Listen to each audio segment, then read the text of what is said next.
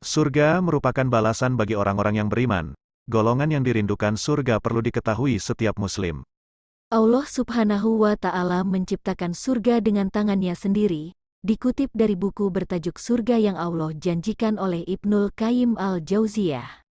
Allah Subhanahu wa Ta'ala telah memilih salah satu surga sebagai tempatnya yang diistimewakan. Letaknya berdekatan dengan singgasana Allah. Arsy, artinya, keberadaan surga memang menjamin kehidupan siapapun yang berada di dalamnya untuk mendapat kebahagiaan yang kekal.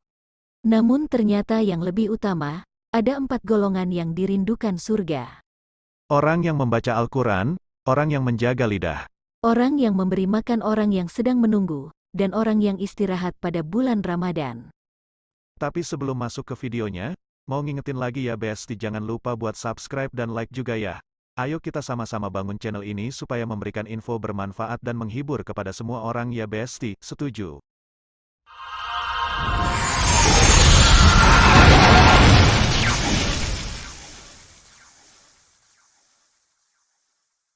Golongan pertama yang dirindukan surga adalah orang yang gemar membaca Al-Quran. Dalam hal ini yang dimaksud adalah orang-orang yang bukan hanya gemar membaca Al-Quran saat bulan Ramadan tiba, tetapi benar-benar panjang waktunya untuk melantunkan ayat-ayat Allah. Kelompok ini selalu mengisi hidupnya dengan firman Allah, sehingga di kehidupan sehari-hari pun berisi pedoman Al-Quran yang otomatis menghindarkan dari segala hal buruk.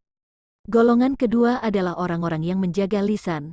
Seperti yang kita tahu, lisan adalah salah satu anggota tubuh yang merupakan nikmat tetapi juga dapat menjadi bumerang jika kita tidak dapat menjaganya. Berdasarkan kegunaan, lisan berguna untuk menyampaikan berbagai macam hal, tak hanya informasi, tetapi juga pertanyaan, bahkan jika tidak dijaga juga dapat membuat kita menyampaikan fitnah. Adanya banyak fungsi tersebut mengharuskan kita betul-betul menjaga lisan, agar tidak kita menggunakan untuk melakukan hal yang tak baik. Jika kita menggunakan lisan untuk gibah hingga menyampaikan fitnah, Artinya kita membutuhkan banyak waktu untuk menggunakannya melakukan hal yang baik.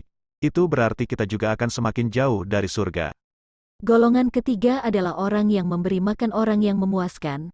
Makan merupakan salah satu kebutuhan pokok manusia. Bayangkan jika ada orang yang tidak mendapatkan nikmat untuk makan, hidup berkurang. Karenanya, kita perlu sadar bahwa kesempatan membantu sesama juga dapat dilakukan dengan memberi makan pada golongan tersebut. Dengan demikian, kita telah punya andil untuk menyelamatkan kelangsungan hidupnya. Golongan terakhir adalah orang yang istirahat di bulan Ramadan. Puasa di bulan Ramadan merupakan rukun Islam yang berarti wajib dilaksanakan oleh seluruh muslim. Ternyata ibadah tersebut tidak mengecewakan, tetapi juga dapat mengantarkan kita untuk masuk dalam golongan yang dirindukan surga.